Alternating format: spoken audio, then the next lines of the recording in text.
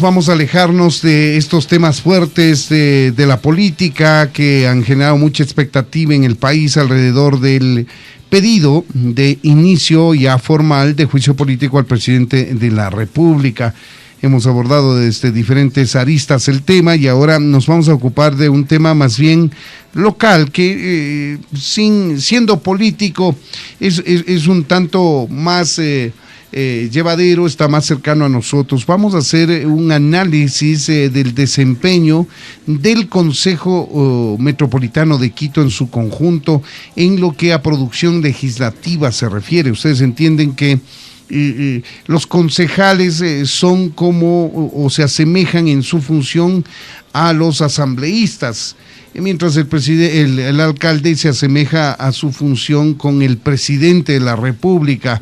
En el ámbito nacional están separados los poderes, en el ámbito local están juntos. Los concejales que fiscalizan al alcalde forman parte del consejo, que a la vez es la máxima autoridad de un municipio. Pues bien, también hay análisis respecto del desempeño del consejo en su conjunto y de cada uno de los concejales. Esto lo vamos a hacer ahora mismo con el doctor Marcelo Espinel. Él es subdirector de la Fundación Ciudadanía y Desarrollo y director del proyecto que tiene esta fundación, que es el Observatorio Legislativo.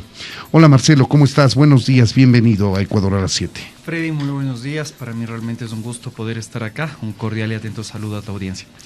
Gracias, Marcelo. Hemos en otras ocasiones, quiero recordarles, amigos oyentes, entrevistado a Marcelo Espinel respecto al desempeño de la Asamblea y de cada uno de los legisladores en iniciativa legislativa, en aceptación, en asistencias, en producción o en iniciativas legislativas.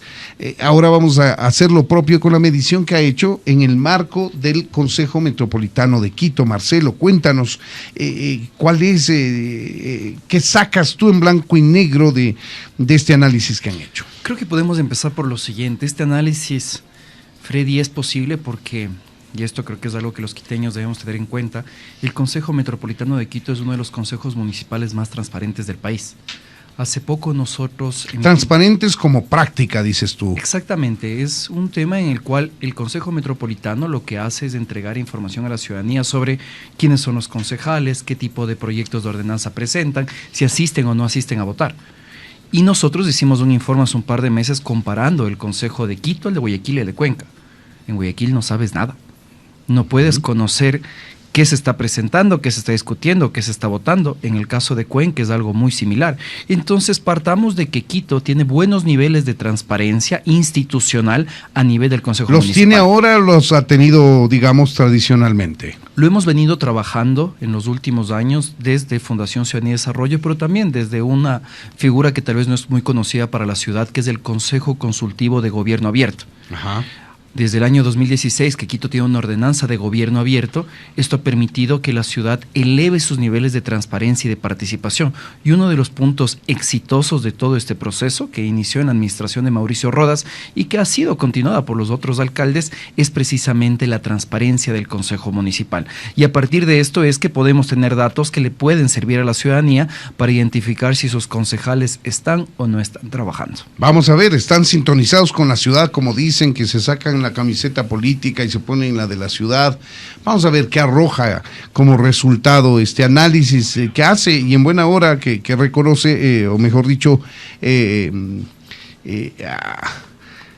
le da al municipio capitalino el reconocimiento de su gestión transparente, es decir, que al menos exponga lo que hace públicamente y de ese análisis se pueda sacar como conclusión lo que vamos a escuchar ahora mismo. Claro, los datos a la larga lo que nos permiten es analizar si es que el trabajo es bueno o es malo, y eso lo que hacemos desde el observatorio es entregar a la ciudadanía información para que saque su conclusión. Estos datos son a diciembre del año 2022, desde que inició el Consejo Metropolitano Funciones, es decir, en mayo del año 2019. Hasta el momento, hasta diciembre del año 2022, teníamos los datos actualizados, se habían presentado un total de 257 proyectos de ordenanza. 133 iniciativa de los concejales, recordemos que existen 20 concejales en la ciudad, 21 si es que nosotros le sumamos al alcalde en funciones, 61 de estos proyectos de ordenanza fueron presentados por el alcalde o exalcalde Jorge Yunda, 50 por el alcalde Guarderas y 13 por el concejal Guarderas. Cuando Guarderas fungía de concejal también presentó proyectos de ordenanza. Podemos identificar entonces que el mayor proponente de proyectos de ordenanza hasta el momento ha sido el concejal y ahora alcalde Santiago Guarderas. ¿Cuánto suma como concejal y alcalde Santiago Guarderas? 63 proyectos de ordenanza. Ahora, aquí también hay que identificar algo. Siempre los consejos metropolitanos en Quito se han caracterizado porque sea el alcalde quien más proyectos de ordenanza presenta. Pues a la larga, las distintas dependencias del municipio, secretarías, empresas, también necesitan modificaciones a su normativa y lo que hacen es tratar de desarrollar proyectos de ordenanza. Pero vamos tal vez a un dato un poco más relevante, Freddy, y es que de los 257 proyectos presentados en el periodo, solo 30% se convirtieron en normativa local. Ajá. Y esto no es malo, porque lo que ha hecho el Consejo Metropolitano, y esta es una buena práctica en las instituciones parlamentarias, es dar continuidad a los proyectos de ordenanza que ya venían siendo discutiendo por periodos pasados. Así es. Y eso a la larga es positivo. En segundo lugar, hay algo que es necesario identificar, y ahí podemos desagregar más datos, es que del trabajo de este periodo legislativo del Consejo Metropolitano han aprobado un total de 188 ordenanzas. A veces los ciudadanos vemos muy lejano a las instituciones parlamentarias, a la Asamblea Nacional, al Consejo Metropolitano. Pensamos que no trabajan, pensamos que no hacen nada, que solo están en el conflicto. Pero realmente hay trabajo. Y hay un total de 188 ordenanzas, donde debemos... En este periodo, entre mayo de 2019 y diciembre del 22. Exactamente.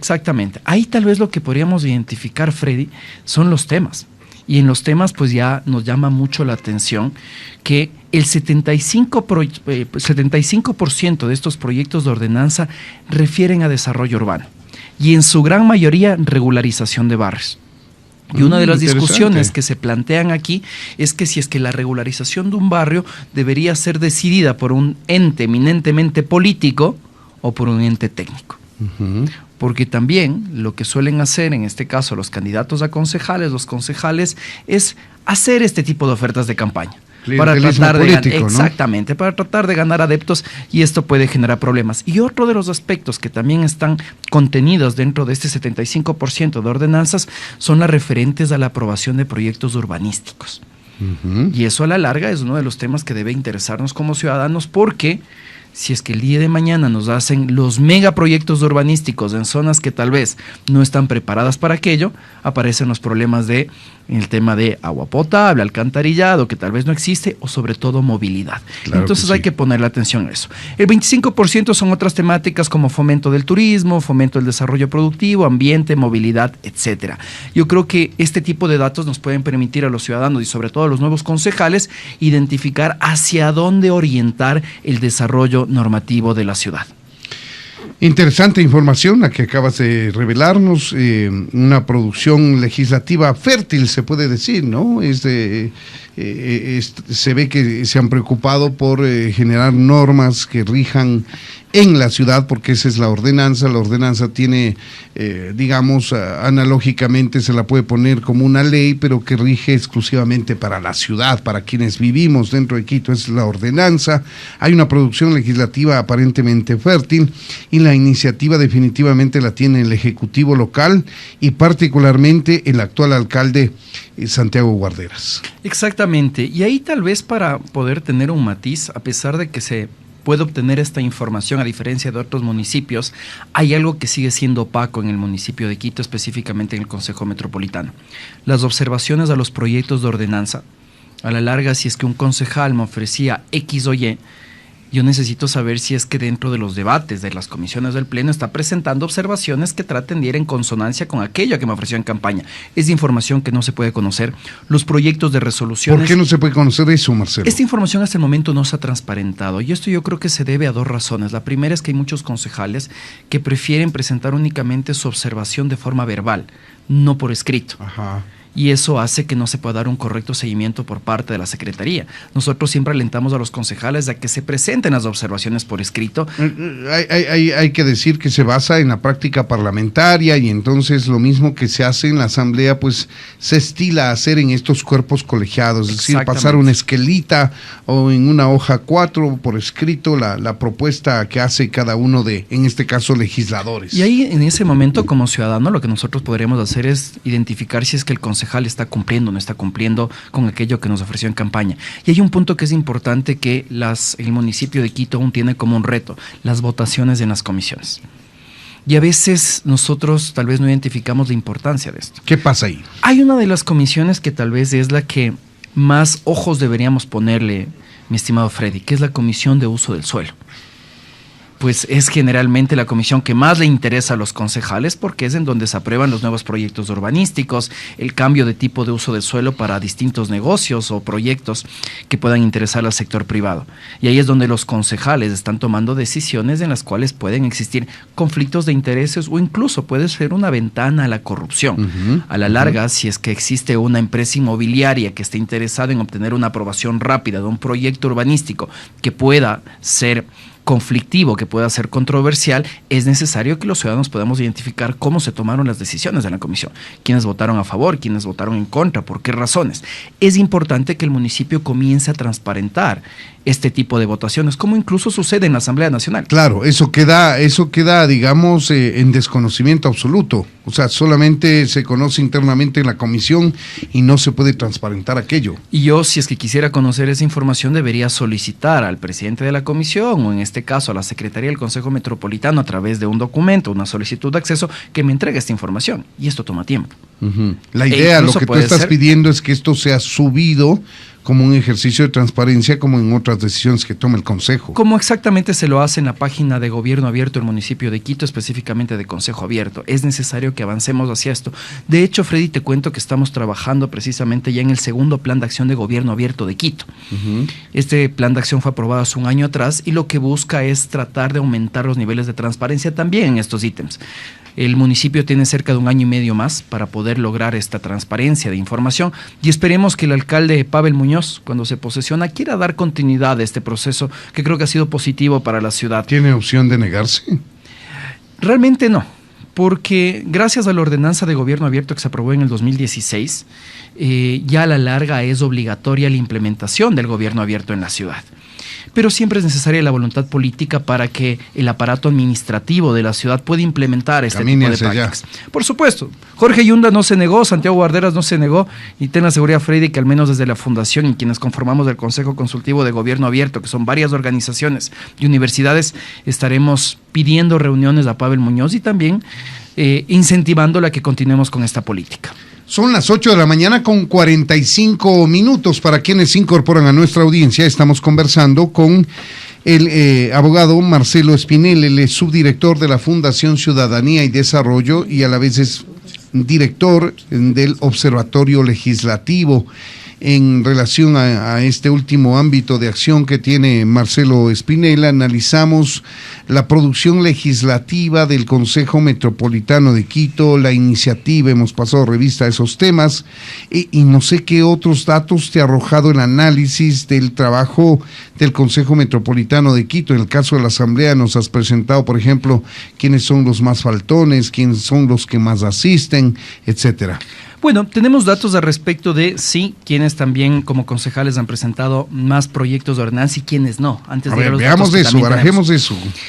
Después del concejal Guarderas y alcalde Guarderas, después de Jorge Yunda, que ya se mencionaron sus datos, siguen Mónica Sandoval con 22 proyectos de ordenanza, Andrea Hidalgo con 17 y Soledad Benítez con 15. Sin embargo, también existen concejales que no han presentado un gran número de proyectos de ordenanza, a pesar de que ya están a punto de cumplir sus 4 años de funciones. ¿Quiénes son ellos? Luis Robles, 2 proyectos de ordenanza, Juan Carlos Fiallo, 2 proyectos de ordenanza y Juan Carrión también 2 proyectos de ordenanza. Aquí tal vez hay que hacer una distinción también en el sentido de que los concejales pueden presentar proyectos de ordenanza o pueden fiscalizar.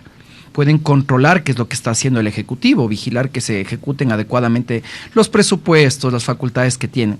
Así que también es necesario identificar que durante este periodo Más de 2.300 pedidos de información fueron presentados por los concejales. Esto se debe entender que ese pedido de información es al ejecutivo local, al alcalde. Exactamente, al alcalde, a los gerentes de las empresas municipales, también pues a los directores de planificación, en este caso secretarios de planificación, comunicación, patronato San José, es decir, todas las dependencias que existen dentro de nuestra ciudad. Los concejales que más pedidos de información presentaron fueron de estos 2.300, se destaca André Hidalgo con más de 770 pedidos de información, Analía Ledesma 732, después le siguen un menor número Bernardo Abad con 208, Fernando Morales con 134 y Juan Manuel Carrión con 81. Aquí es lo interesante. Mira, Juan Manuel Carrión presenta solo 2 proyectos de ordenanza, pero tiene una buena actividad fiscalizadora y es este equilibrio que suele existir. Bueno, hay que hacer las dos cosas, ¿no? Esas son sus dos obligaciones, fiscalizar y legislar. Hay algo que llama la atención, los concejales que prácticamente no han legislado ni han fiscalizado. No existen. Dentro de esta lista se destaca René Bedón. René Bedón no ha presentado proyectos de ordenanza en un gran número, así como también no ha fiscalizado, apenas un pedido de información. Y en otro lugar, pues Orlando Núñez. El concejal más votado resulta que también fue el que menos ha fiscalizado.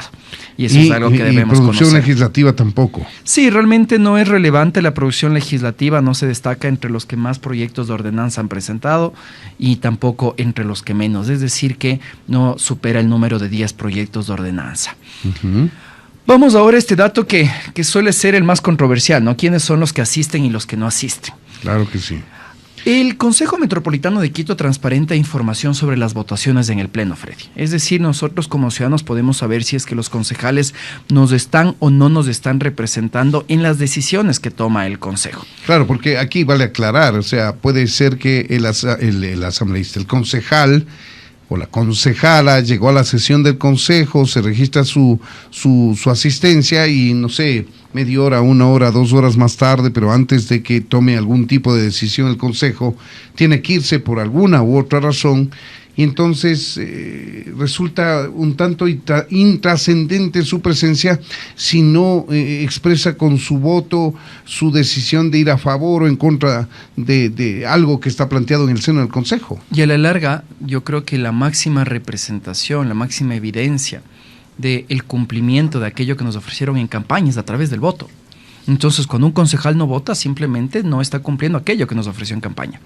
Durante este periodo se han realizado un total de 1.120 votaciones. Existen concejales que han tenido una buena participación, superan el 90%, Luis Reina, René Bedón con el 95%, Juan Manuel Carrión 95%, Orlando Núñez con el 98% de participación en las votaciones y Marco Collahuaso en el 98% igual. Entonces veamos cómo estos datos nos permiten sacar una radiografía de los concejales. Concejales que tal vez no fiscalizan, que no legislan, pero están presentes en las votaciones. Asistan y votan. Aquí están los dos de menos producción legislativa y de fiscalización que ha sacado tu informe, que es Bedón y Núñez. Exactamente. Pero ellos son los más, están dentro del grupo que más participa en las votaciones del Consejo. Y aquí hay algo que nos llamó mucho la atención, Freddy, y es que dentro de los concejales que menos participaron en las votaciones, son los que curiosamente buscaban la elección por otro cargo dentro del mismo gobierno local. ¿Y a qué me refiero? Luz Helena Coloma fue la concejal que menos participó en las votaciones durante este periodo, hasta que ocupó el cargo, previo a su renuncia para poder participar, ¿no? Luz Helena Coloma asistió al 80% de las votaciones, es decir, que ella asistía a 8 de cada 10 votaciones. Mónica Sandoval con un número similar, Gisela Chalá con el 81%, 83% Juan Carlos Fiallo y finalmente el 83% Eduardo del Pozo, que buscó en su momento pues la elección como prefecto de la provincia de Pichincha. Nos llamaba mucho la atención precisamente que tanto Luz Helena Coloma como Eduardo del Pozo, que no se destacaron ni por ser los concejales que más proyectos de ordenanza o de fiscalización presentaron, también al mismo tiempo estaban dentro de los concejales que más faltaban a las votaciones. Esa información es interesante. En todo caso, asistir a 8 de 10 votaciones, eso ¿cómo se valora? No es lo mismo que asistir el hecho de votar. ¿Esto es bajo? ¿8 de cada 10 sesiones votar? Realmente es bajo por 2 razones, porque los concejales están en toda la capacidad de, en el caso de no estar presente en una votación, delegar a su suplente. Nosotros lo que hacemos es el cálculo de la curul. Es decir, si es que ya sea el concejal principal o el suplente representaron o no al ciudadano.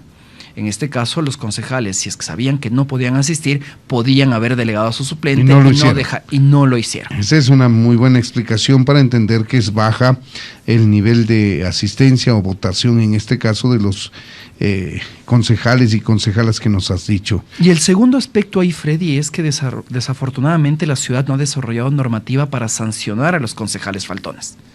Existen, por ejemplo, modelos en otros países en los cuales el salario de un funcionario público a nivel de Asamblea Nacional o Consejo se configura de acuerdo a la asistencia a las votaciones, a la participación en votaciones, más o menos como las dietas que existían en las sesiones de los cuerpos colegiados, y que de esta forma se garantiza al menos la representación, porque al parecer para algunos concejales es más importante asistir a cualquier otra cosa menos que a votar. Tal vez con esta motivación del salario, pues garanticemos que haya una representación adecuada. Claro que sí, son las 8 de la mañana con 53 minutos. Conversamos con Marcelo Espinel, subdirector de la Fundación Ciudadanía y Desarrollo y director del Observatorio Legislativo.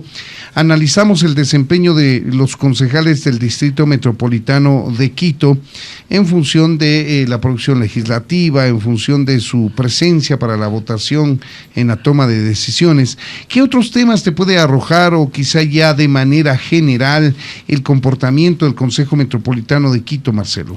Hay un análisis que hacemos aquí y es cuál es la tarea pendiente del Consejo Metropolitano al respecto de fomento de la transparencia y prevención de la corrupción.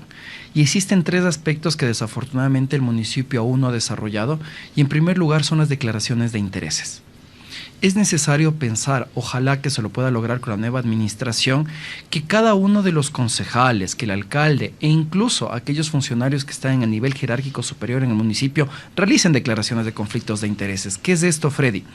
Que los ciudadanos y los entes de control podamos conocer cuáles son las relaciones comerciales o de contratación pública que puedan tener no solo las autoridades y funcionarios de alto nivel, sino también sus familiares hasta el 4º grado de consanguinidad y 2º de afinidad. Es decir, yo necesito conocer si es que un concejal es accionista o gerente de una compañía, si es que sus familiares tal vez son accionistas o gerentes de compañías o si tienen contratos con el Estado. De esa manera nosotros podemos identificar que las decisiones que están tomando estos funcionarios no son para favorecer a determinadas empresas o grupos empresariales. Claro, ese es un ejercicio de integridad, de alto civismo, de una condición moral, porque la ley no te dice aquello. No te obliga, y no sé si usted recuerda, mi estimado Freddy, que desde varios colectivos ciudadanos en el año 2022 propusimos un proyecto de ley en la Asamblea Nacional, la Ley Orgánica de Prevención de Conflictos de Intereses, claro que sí. Desafortunadamente el asambleísta Ferdinand Álvarez y la asambleísta Natalie Viteri catalogaron como legalizar al hombre del maletín, cuando realmente era todo lo contrario. Lo que se busca es que se evite lo que sucede, por ejemplo, en la actualidad, lo que sucedió en pasados gobiernos, que existan políticos que tomen decisiones para favorecer empresas de gente cercana, de quienes financiaron su campaña o tal vez incluso de familiares. Entonces nosotros estamos empujando para que al menos a nivel municipal podamos desarrollar una ordenanza que pueda obligar a los funcionarios a hacer esto. Yo creo que es parte de un ejercicio en el cual los ciudadanos podamos volver a confiar dentro de las instituciones, en los políticos, etcétera. El otro aspecto que le falta al municipio de Quito y que estamos tratando de trabajarlo son las agendas abiertas. Los ciudadanos tenemos el derecho de conocer con quién, en dónde y para qué están sosteniendo reuniones las autoridades municipales. Por ejemplo, pensemos en un concejal que es miembro de la Comisión de Uso del Suelo y constantemente está reuniéndose con los dueños, con los gerentes, con los accionistas de determinada compañía inmobiliaria. Claro. Y estas reuniones es en el restaurante más caro de Quito y se están reuniendo todas las semanas. ¿Con qué motivo? Tal vez a través de ese mecanismo se está buscando influir en una decisión. Bueno, quizá por eso mismo no se presenta, porque puede haber alguna participación de concejales en este sentido, ¿no? Exactamente, y es parte de construir políticas de integridad. O incluso que, si es que, por ejemplo, un concejal se está reuniendo únicamente con un grupo determinado de ciudadanos para poder realizar una obra, por ejemplo, que otros ciudadanos que tal vez tienen una posición distinta al grupo que ya fue aceptado también puedan tener conocimiento de esa reunión y estar en capacidad de solicitar también un espacio. Es decir, que la cancha se ponga horizontal para todos, que podamos acceder a las autoridades públicas. Esto es algo que también, desafortunadamente, Freddy, para hacer el símil, y es obligatorio en la Asamblea Nacional de Ecuador. Los asambleístas tienen que transparentar su agenda. Apenas el 37% de los asambleístas lo hacen. El resto no lo están haciendo y es algo que debería ser vigilado, en este caso, por las autoridades de la Asamblea. La ley establece una obligación y no una sanción por el incumplimiento, entonces es como que no existe. Exactamente, eso es algo que nosotros hemos empujado, que existan mecanismos coercitivos que garantizan la implementación de esto. Y finalmente, algo que es interesante, que es la declaración de adscripción política. Y ese es uno de los problemas de nuestro sistema electoral. Si tú quieres ser candidato, no tienes que ser afiliado o militante incluso del movimiento político. Claro, puede ser auspiciado. Entonces, llegan al Consejo Metropolitano, por ejemplo, personas que son muy famosas, muy conocidas, con una gran cantidad de votación. Nos vemos. Y se despiden del partido político. Claro. Y eso hace que se convierta en una ventana a la corrupción. Porque el político ya no tiene ninguna conexión ideológica y tampoco tiene que seguir ya ni siquiera su plan de trabajo, las líneas de acción, y se vuelve a la larga permeable para otro tipo de intereses. Eso se conoce en ciencia política como el transfugismo político, o para nosotros los ciudadanos de a pie, el camisetazo. Claro, pero eso pasa tanto en la Asamblea como en el resto de cuerpos colegiados. En cualquier consejo municipal. Y eso a la larga está afectando a la calidad democrática. Por eso es necesario avanzar este tipo de reformas. Claro, y hay que fortalecer a los partidos políticos, porque esos son el vehículo, el camino para proponer candidatos y que nosotros los ciudadanos demos nuestra confianza a quien mejor nos parezca, pero si nos proponen candidatos que ni siquiera tienen una formación, si no tienen un reconocimiento público, si no son personas de un comportamiento moralmente aceptable, ¿qué podemos hacer los ciudadanos si esos son los candidatos que nos proponen los partidos? Hay que fortalecer a los partidos políticos. Y lo que tú mencionas tiene consonancia con algo que a mí me preocupa. Hace un par de semanas atrás sacamos un estudio denominado el Barómetro de la Corrupción. Como capítulo de Transparencia Internacional hicimos este estudio en el cual se hizo una encuesta a 15,000 ciudadanos en Ecuador sobre cómo perciben a la corrupción. Y para mí es muy penoso ver que la institución percibida como más corrupta en el país son los partidos políticos. Los ciudadanos no confían en los partidos, los ciudadanos no creen en los partidos políticos, pero eso también requiere de nuestra parte un ejercicio de pedagogía, que al ciudadano hay que decirle que el partido político es necesario. Caso contrario, lo que vamos a tener de ahora en adelante son mesías que cada 4 años nos vienen a ofrecer el oro y el moro creyendo que con aquello van a solucionar todos los problemas del país. A través de empresas electorales. Exactamente. Y no partidos políticos. Pues bien, ahí tienen ustedes, amigos oyentes, hemos pasado lectura, una revista a la producción legislativa de los concejales del Distrito Metropolitano de Quito entre 2019, que inició el periodo actual, y diciembre del 2022, mayo del 19 y diciembre del 22.